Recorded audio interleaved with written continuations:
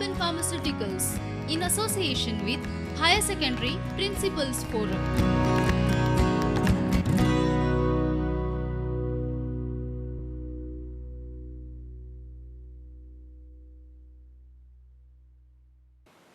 Hi everyone, a hearty welcome to all the students and also the other viewers of this Sociology virtual lecture.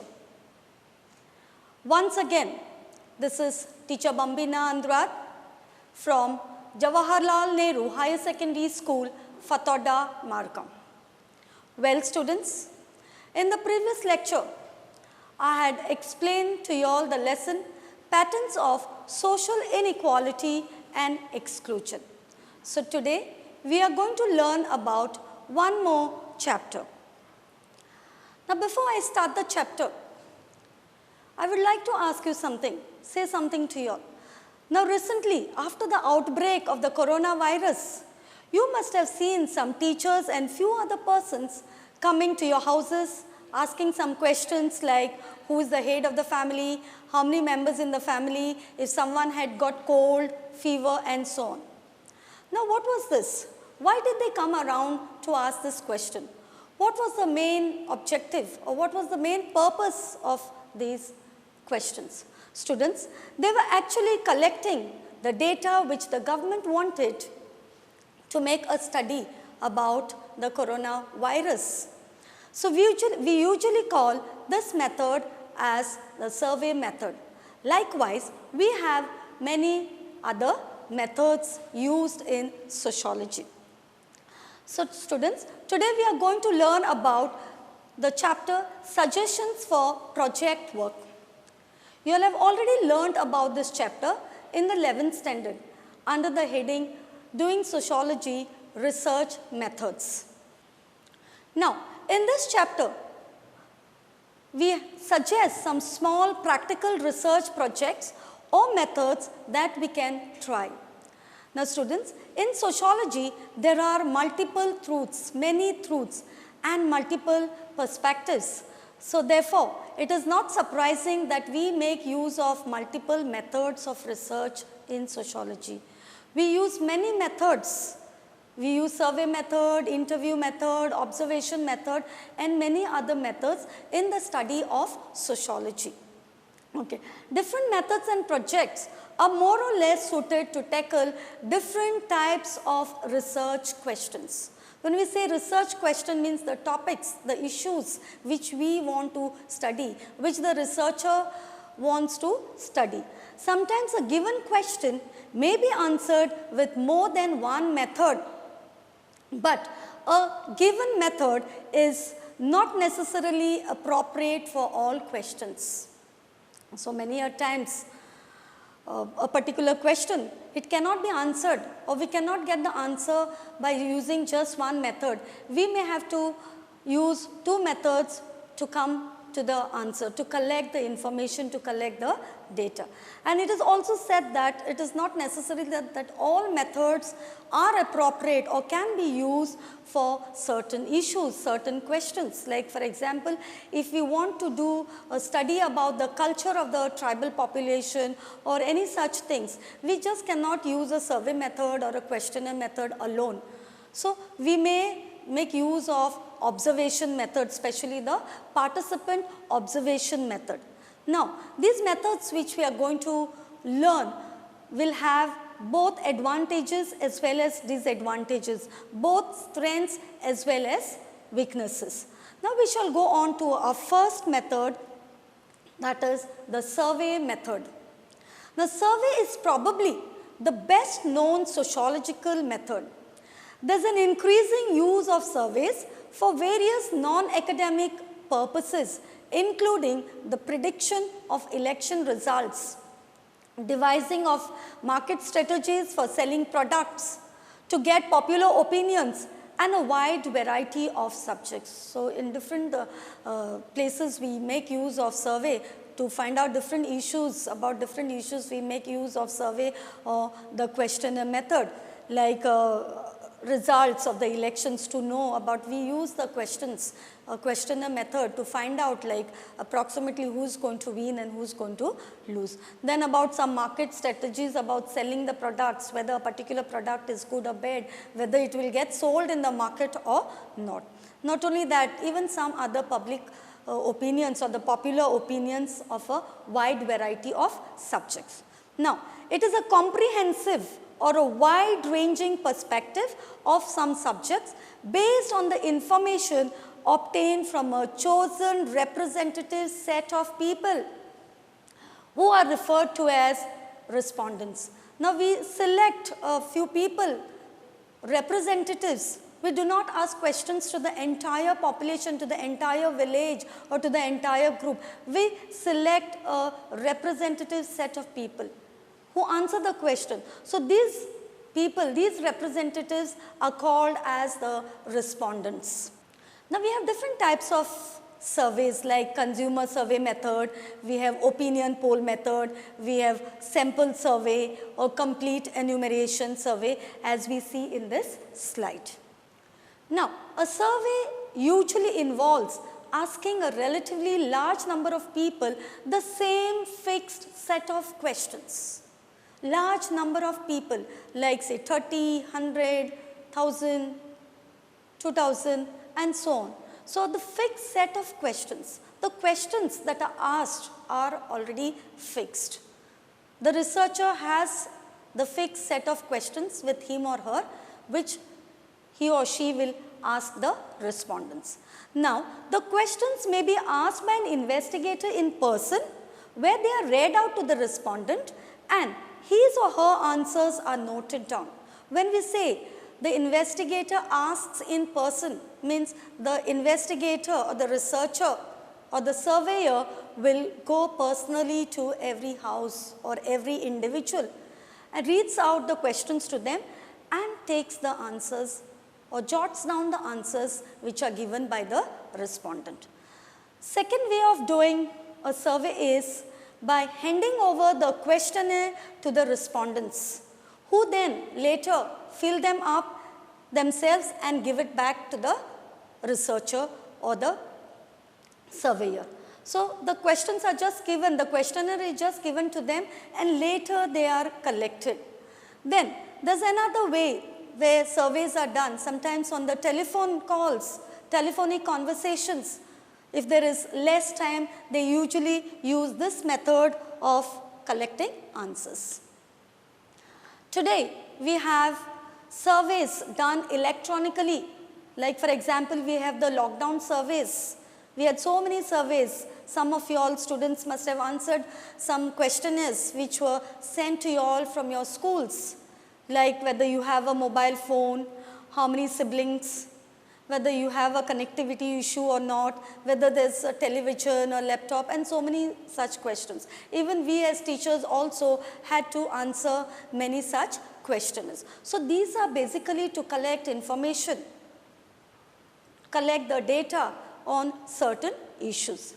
Now, the population census of India conducted after every 10 years is the largest such exercise in the world. We have the population census which is done after every 10 years in India. So, that is one of the largest in the entire world. Now, in a survey method, the questions that are asked are usually closed-ended questions. Now, what are closed-ended questions? Closed-ended questions, students, are those questions which we have fixed answers, either yes or no, or true or false, or right or wrong, or suppose if it is regarding like how many members in a family, we just say 4 or 5. So, we have fixed answers for those questions. We cannot, or the respondent cannot give an answer beyond that question. So, those type of questions are called as closed-ended questions. Now, we have the advantages of a survey method. The first advantage of a survey method is that it covers a lot of people. So, they are truly representative of the relevant group of population.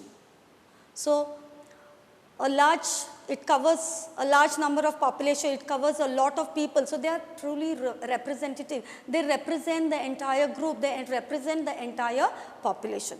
Secondly, it allows us to generalize results for a large population while actually studying a small portion of this population.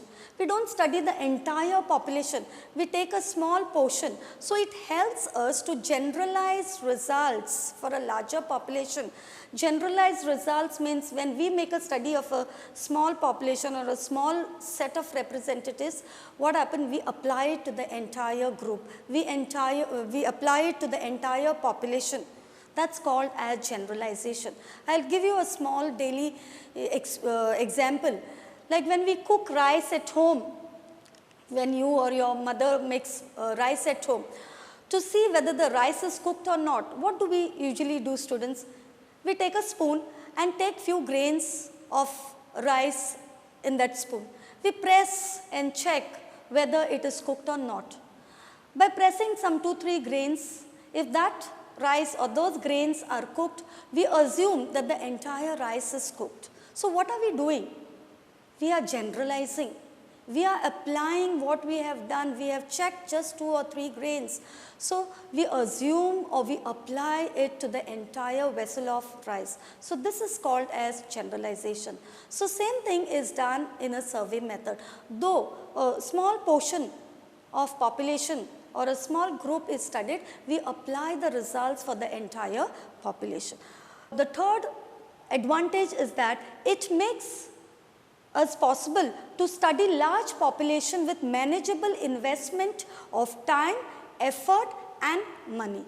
So, manageable investment, we do not have to spend lot of time, or we do not have to put in lot of efforts, or we do not have to put in lot of money.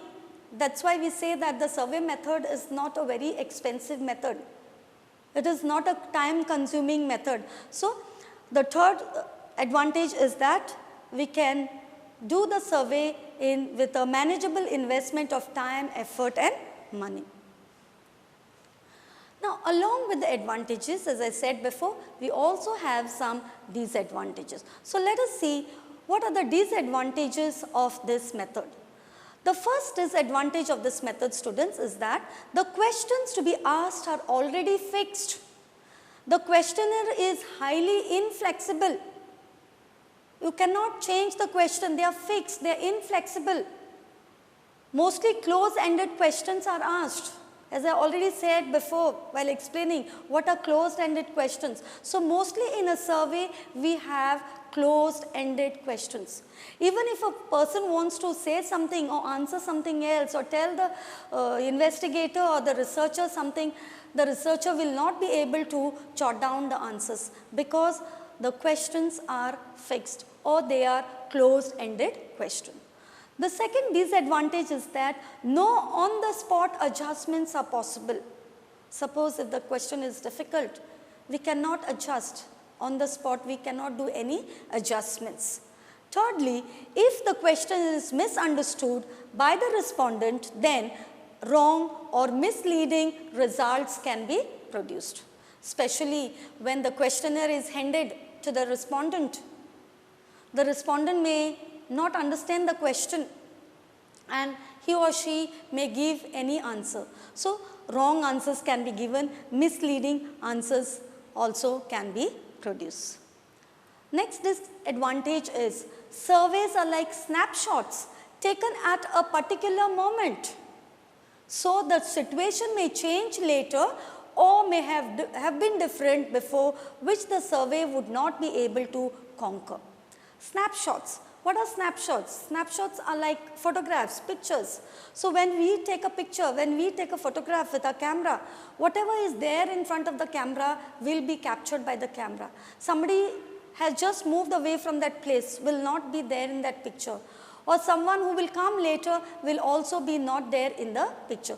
Whoever is there right in front of the camera will be captured by the camera. So, same way these surveys are like snapshots taken at a particular moment, which the situation can change later or it must have been different sometime before. The last disadvantage of a survey method is Since there is no rapport between the researcher and the respondent, questions may be answered tactfully. No rapport, no good relationship between the researcher and the respondent. They may not know each other. So when we don't know each other, we may not answer the person properly. We may hide some things.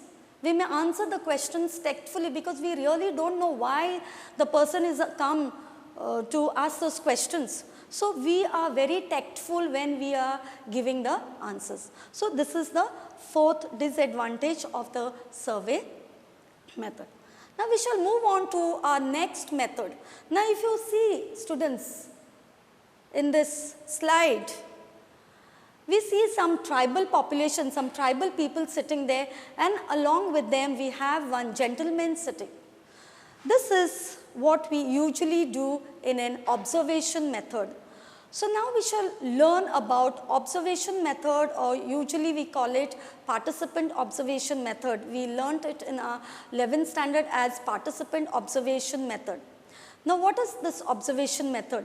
Observation is a method where the researcher must systematically watch and record what is happening in whatever context or situation that has been chosen for the research. So whatever topic is taken by the researcher, by the observer. So the person or the researcher has to be there, systematically watch those people and record whatever is happening pertaining to his research.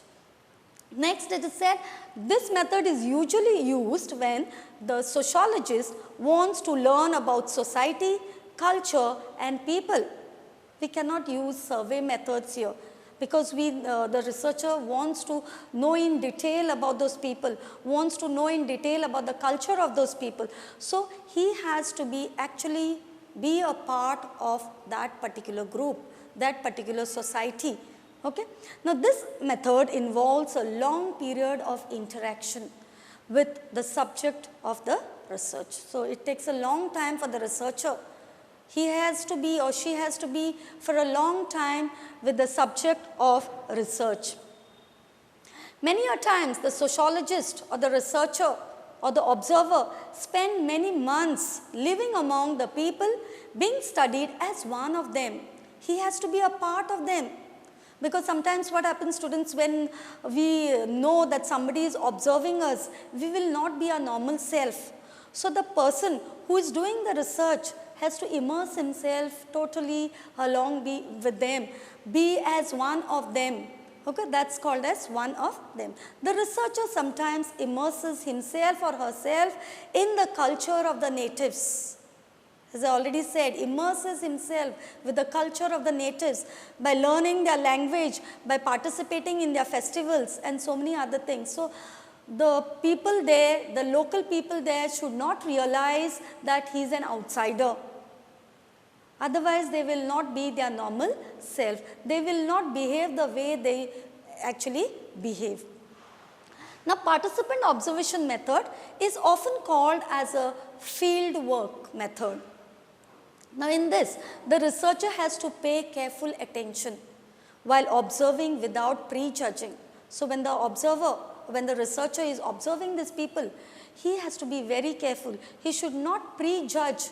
He should not judge the people beforehand without even understanding or without even knowing them properly. Let's go on to the advantages of this method. The first advantage of this method is that it provides a rich and detailed picture of life from the perspective of the insider. It gives the researcher a detailed picture, a thorough picture, because he immerses himself fully with those people. He watches them. He is there with them for a long period. So it gives him a rich as well as a detailed picture of the life of the insider. Insider means the local people. Now, observation also allows the correction of initial impression, which may often be mistaken or biased. So suppose if the observer had some prejudgments, have some initial impressions, some wrong impressions about these people, after watching them carefully, he can change. It allows for the correction of the initial impression. Thirdly, there is a greater accuracy in this method because it takes a long time, the person is there with them, can study them well, he can change or it allows him to do the corrections if required. So, it is highly accurate. Now, as we said, every method has got advantages and disadvantages. Here also students, we have some disadvantages. So, what are the disadvantages of this observation method?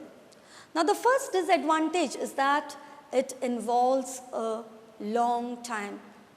We said it takes months, days and months, the person has to do a thorough study. So, it involves a long time for research. A single individual works alone and as such it can only cover a small part of the entire world. Where the person cannot move on from one place to another. If he is doing a study on a particular group, he is stuck there for some months or for at least for some days. So, it takes a very long time. That is the first disadvantage, students, of the observation method. Secondly, this method can be, the observer can be biased, one-sided.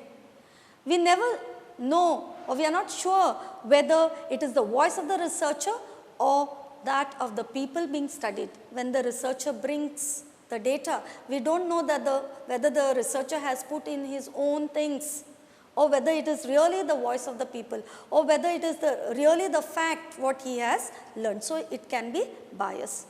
Thirdly, there can be error in observation and therefore, the result can be one-sided. Sometimes there can be some errors.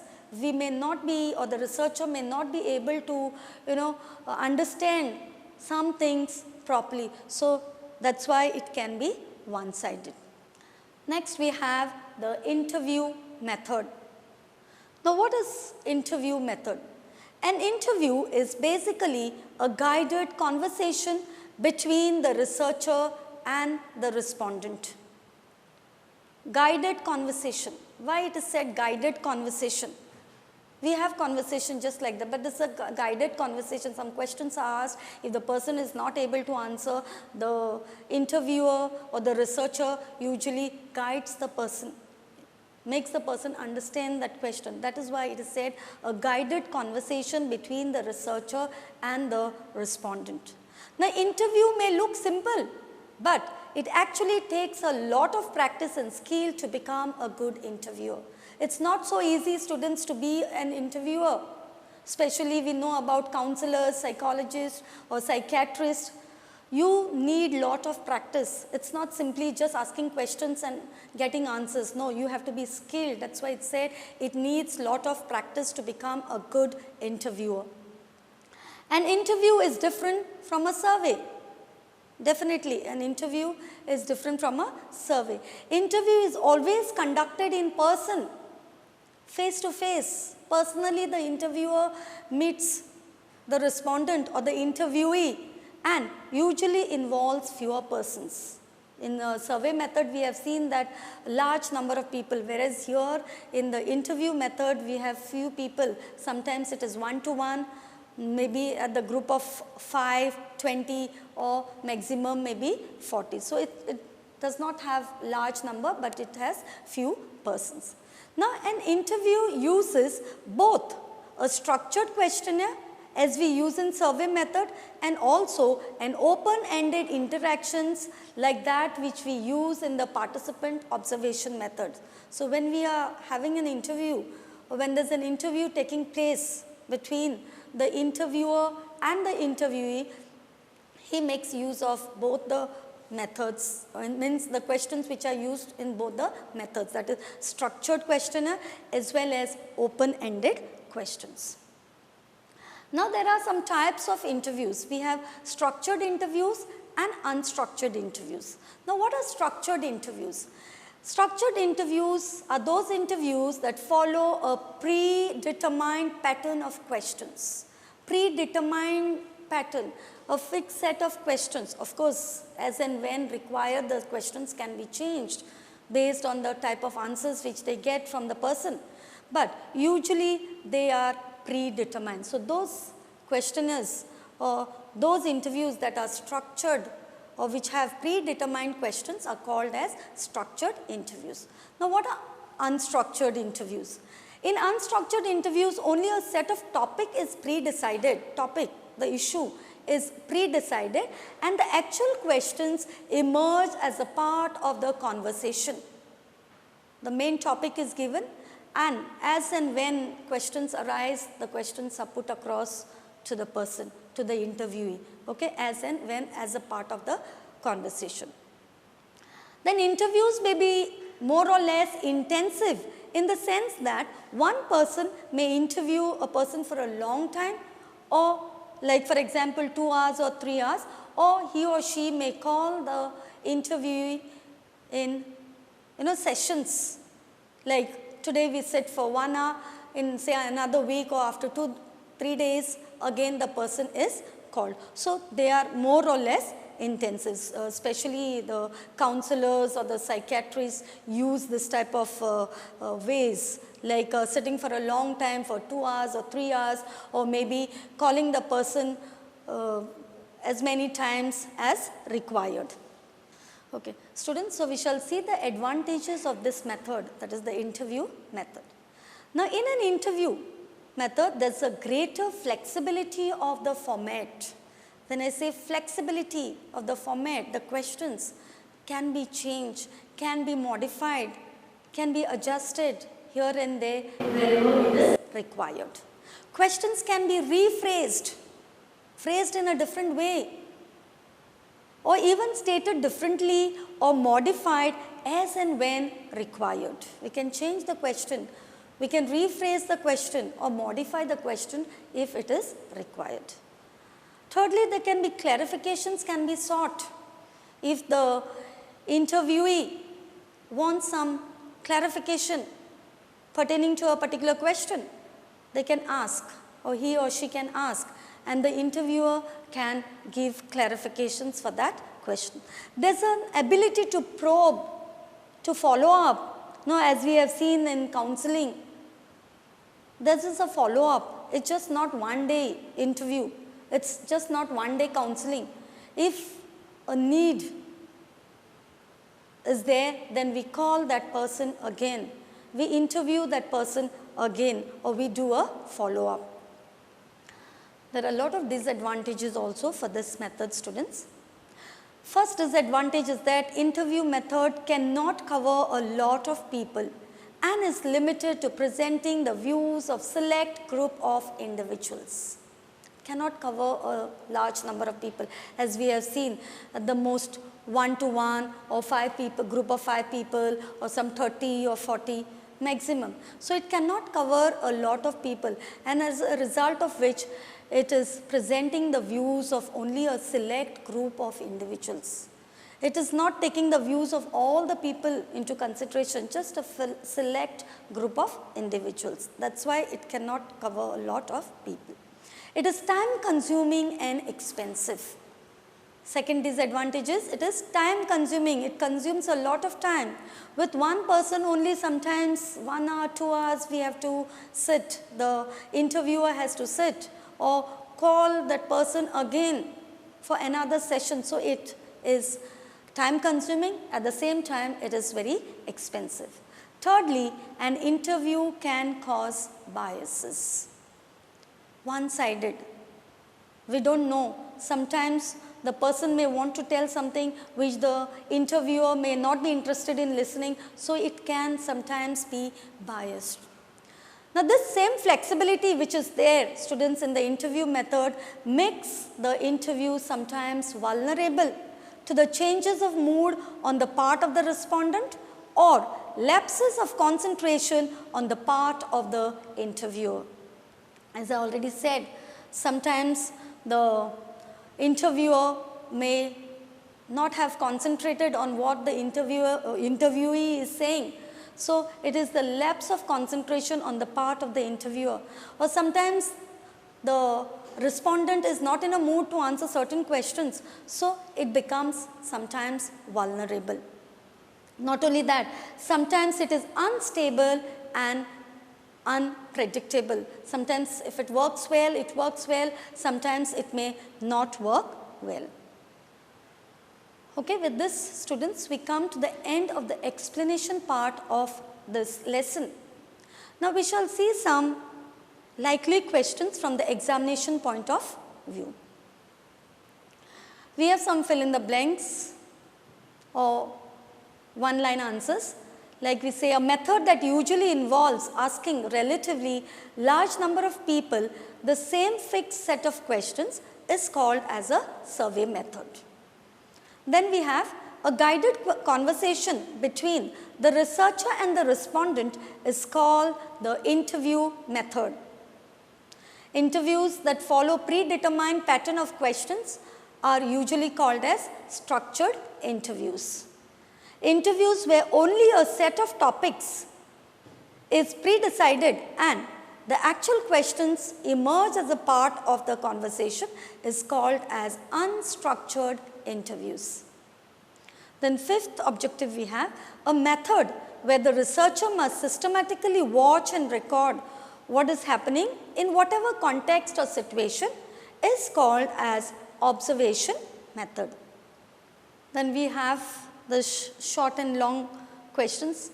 We have explained the survey method used in the study of sociology, or sometimes it is asked as survey method is the best known sociological method, comment.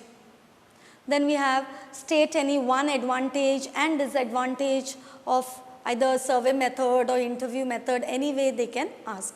Then we have critically explain the interview method. Fourth, we have write a short note on observation method. So with this, students, we come to the end of this chapter. Thank you so much. I hope all of you all have understood. Stay home, stay safe. Prudent Scholars, powered by Lupin Pharmaceuticals. अब आपकी सुरक्षा आपके हाथों में। ल्यूपी safe hand sanitiser, आपका और Chennai super Kings का first line of defence. अब आपकी सुरक्षा आपके हाथों में। ल्यूपी सेफ हैंड सैनिटाइजर, आपका और चेन्नई सुपर किंग्स का फर्स्ट लाइन ऑफ डिफेंस।